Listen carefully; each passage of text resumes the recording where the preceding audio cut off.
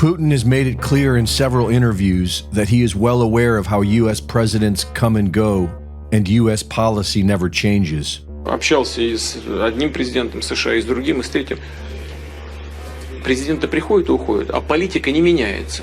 Знаете почему? Потому что очень сильна власть бюрократии.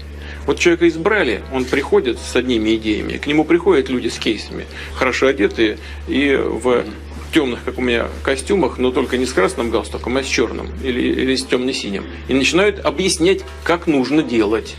И все сразу меняется, понимаете? Это происходит от одной администрации к другой. Putin is well aware that it is the CIA who directs U.S. policy, and it is the intelligence agencies of NATO countries who have been covertly instigating war with Russia for decades. In the Tucker Carlson interview at the Kremlin, President Putin seemed to be speaking directly to the CIA, twice playfully hinting that Tucker is a representative of the intelligence organization. With the backing of whom? With the backing of CIA, of course. The organization you wanted to join back in the day, as I understand. We should thank God they didn't let you in. Although, it is a serious organization. I understand. Who blew up Nord Stream? You for sure. I was busy that day. Nate, I did not blow up Nord Stream. Thank you, though. У вас лично, может быть, есть алиби, у вас лично. You personally may have an alibi, but the CIA has no such alibi. And the CIA responded to Putin via their New York Times media outlet in the recent article, The Spy War: How the CIA Secretly Helps Ukraine Fight Putin. The article admits that the CIA, operating through 3 different presidential administrations, has transformed the Ukraine into Washington's most important intelligence partners against the Kremlin. They have secretly trained and equipped Ukrainian intelligence officers over the past decade and constructed a network of 12 secret bases along the Russian border used to launch cross-border attacks on Russian territory. This means the CIA is responsible for the attacks on oil refineries and energy infrastructure. The article describes secret underground command centers established near the Russian border, financed and equipped by the CIA. A CIA program called Operation Goldfish enabled Ukrainians to hack into Russian military networks, break into satellites, and decode secret conversations. 2 years after the 2014 Western-backed coup in Ukraine, the CIA set up training programs for an elite Ukrainian commando force known as Unit 2245. The CIA trained Ukrainian spies who operate inside of Russia, across Europe, and in other places where Russia operates. The article points out that this operation may have been hidden from Trump. While Trump's rhetoric was friendly to Russia, his administration of anti-Russia hawks, such as Mike Pompeo and John Bolton, kept Western aggression moving forward, which is what Putin has been pointing out for years. Presidents come and go, and the policy never changes. The article says nothing about the several bioweapons labs that the U.S. admitted to having along Russia's border. Some of these labs were seized by the Russian Federation, who say they are preparing to release a report on them, but have so far remained silent. Putin has made it clear that Russia's actions in Ukraine was in response to decades of hostile U.S. NATO military expansion on Russian borders, and the CIA is now admitting this to be true. Russians are bad. Russians are evil. After all, wasn't the Soviet Union bad and evil? This is not the Soviet Union. This country today is radically different. If anything, it is extremely religious, culturally conservative, and the Russian military has behaved extraordinarily well. What is really going on the ground in Ukraine versus what I just read at the Times in London or what I read in the New York Times on a regular basis? Systematically, we have lied about everything involving Russia and Ukraine now for months, if not years. Russia is by no means the evil aggressor in this thing. If anything, Russia launched an operation that it felt it had to secure its country. This is the biggest existential threat to humankind that no one pays attention to. Well, we can use just a tactical nuclear weapon. I always loved that. We just want to use a small weapon to make a point. This is insane. The use of any nuclear weapon, under any circumstances, it will produce Armageddon. We need to understand that. We should be grateful that Mr. Putin has turned out to be someone capable of exercising restraint. This is not someone who's given to emotion and ruled by emotion, thank God. If you look at China, they come in with lots of cash, they offer to do things and expand their relations, but they're not interested in involving themselves in the internal affairs of other societies. We seem to want to involve ourselves in everyone's internal affairs. We don't seem to want to respect other people's cultures, other people's way of doing business. And how do you fight the wokeness? You've got to stand up and tell the truth. This is true and this is not. And we cannot do what you want to do, and we will not tolerate it.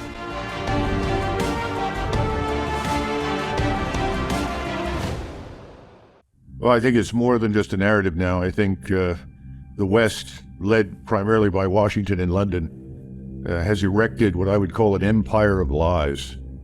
It's truly devastating, and it's shocking in its scale and impact.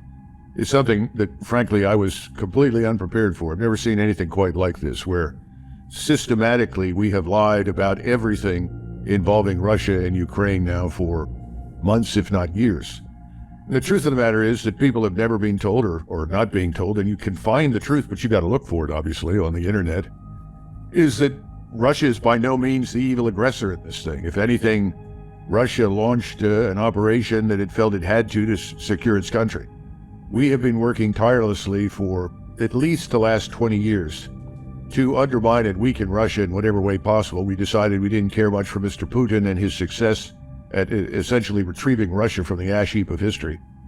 And then the Russians made it very clear that they would not accept NATO on its borders. I mean, effectively, they'd done that with Latvia and Estonia.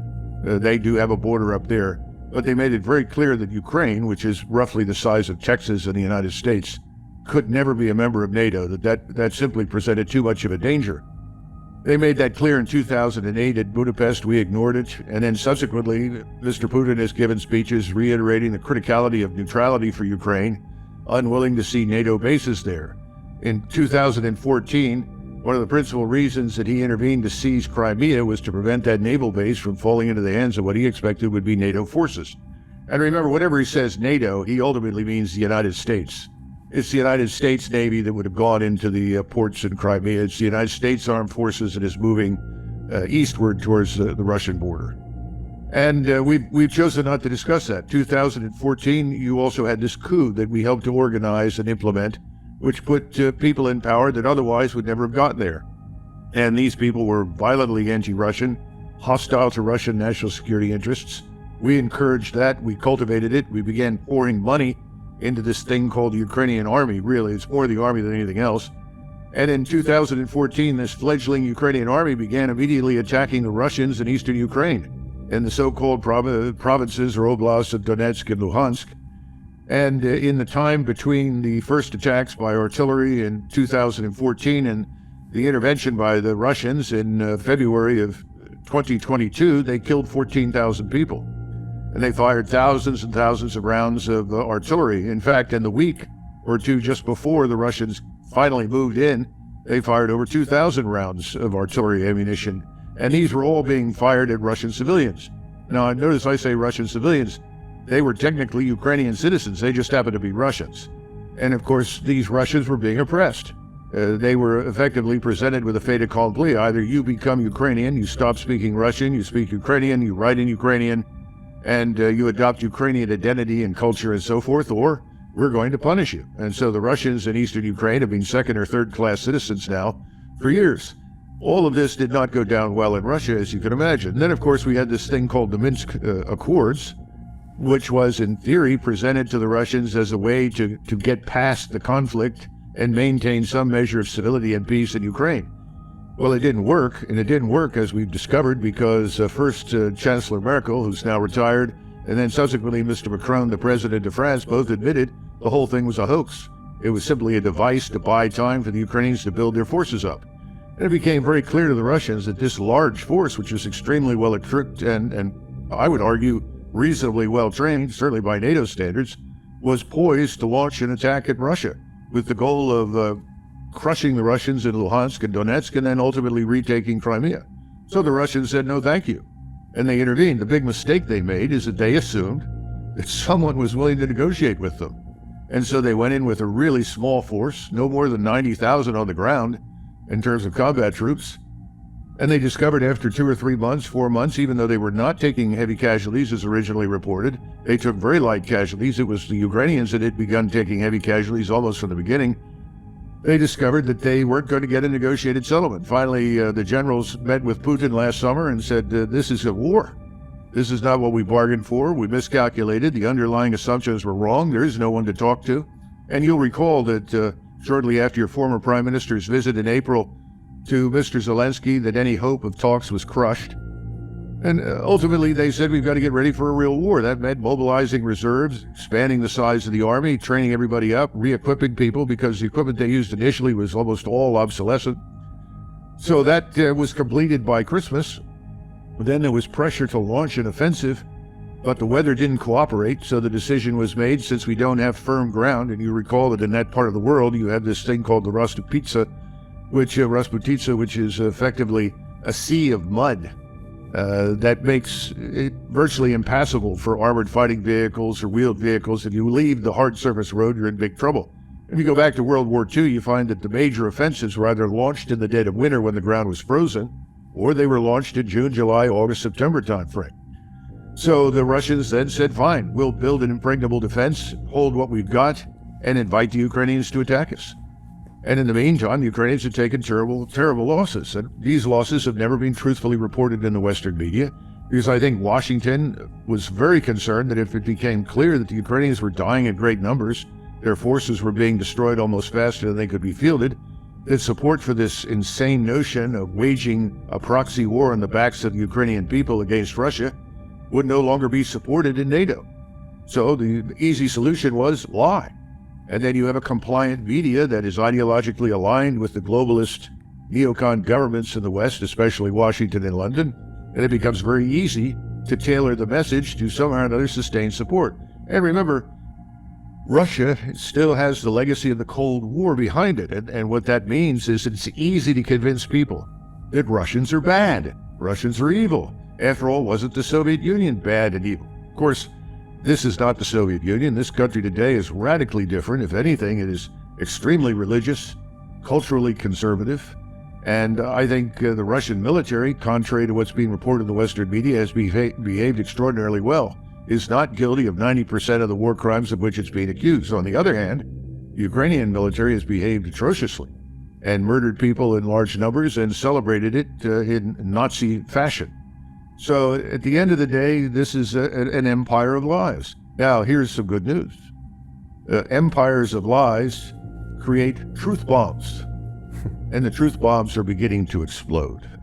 And I'm sure that you're aware of the leaked documents, but also more and more information from the battlefield is slipping through. Reporters who are not part of the mainstream are there, and they're telling the truth.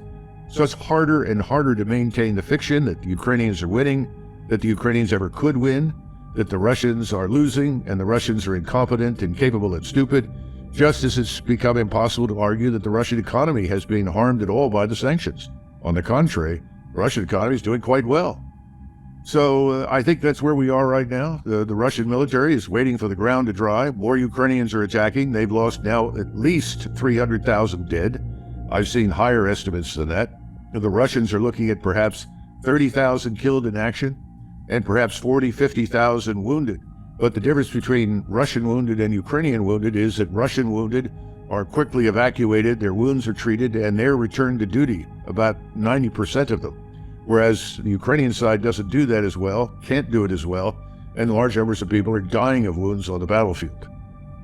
So it's a treacherous situation. I think it's a humanitarian crisis. We haven't even discussed the tens of millions of people whose lives are destroyed in Ukraine.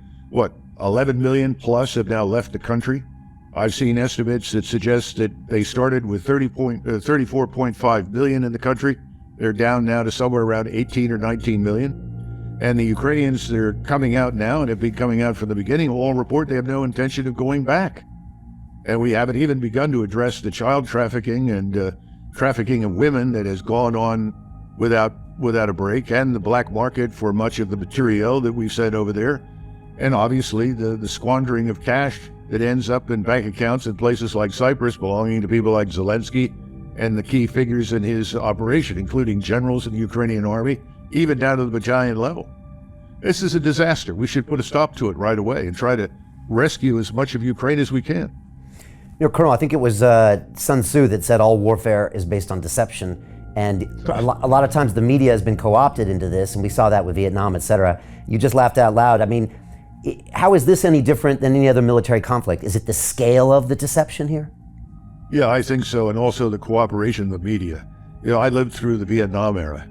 In fact, I started out in the military in 1971 at Virginia Military Institute, then went on to West Point in 1972, and we were still dealing with the Vietnam disaster. And it was very clear that at least until 1968, the media was giving the military a pass. They were essentially reporting figures for casualties that were not accurate. They were slow rolling our own casualties, increasing and inflating the casualties on the other side. And of course, promoting the notion that we were winning. And you had a massive campaign launched by the president and the senior four-star at the time, Westmoreland, in 1967, to convince everybody we, quote unquote, turned the corner. We're winning. Then, of course, we got the Tet Offensive in January, and it was a disaster. And it became abundantly clear to everyone, and the media could no longer pretend. And the media was less interested in pretending. You still had a lot of people in the media with some sense of integrity and devotion to the country. They began to tell the truth. That made lots of people angry. These were the Americans that had believed the lies from the beginning. And of course, we didn't even discuss the fact that the whole war was based on a lie. The Gulf of Tonkin incident, which really never occurred as it was reported. It's not the first time that we've gone to war for a lie. We went to war in 1917 on the basis of lies as well. So the bottom line is that I think today what's different is the willingness to lie, the willingness to deliberately deceive. And I listen to it every day, every morning, on every news channel. I read it all the time. And you sort of shake your head and say, this is incredible. But the good news is the truth bombs, they're beginning to detonate. And very shortly I would think, as soon as this ground dries to the point where hundreds of thousands of Russian forces can leave their defensive positions and attack, it'll be very difficult to maintain the fiction anymore. I think right now you have a class of people in the West who have grown rich and comfortable from their participation in what I would call the globalist cabal. That ranges from everything, including the massive printing of money as a substitute for productivity, to open borders, the systematic attacks on our culture, our identity, you know, who we are, what we are, our history. And of course, many of these people are privately very sympathetic, I would say, to the thinking and behavior of the Bolsheviks, 1917 through 1920, 21, 22. And much of what you see happening in the United States, particularly this business about men and women and erasing the differences and pretending there are none, all sort of business, that was all very prevalent. And it had a terrible impact in the Soviet Union, to the point where Lenin had to put a stop to it. And then, of course, it largely died under Stalin, who had a different agenda. But if you go back to the first people that were in the Bolshevik Party, these Trotskyites and others, what you're hearing from a lot of these people is very similar. You go back to Leo Strauss in the United States, who led this whole neocon crusade from the very beginning, and he's heart and soul with the Bolshevism that I was just describing. And he used to lecture people saying the day is going to arrive and we'll realize there is no difference between the sexes. Well, none of this works. It will all collapse. And that's what I mean about the empire of lies. You build this empire and you tell people, and there are lots of well-meaning, gullible people who go along with it.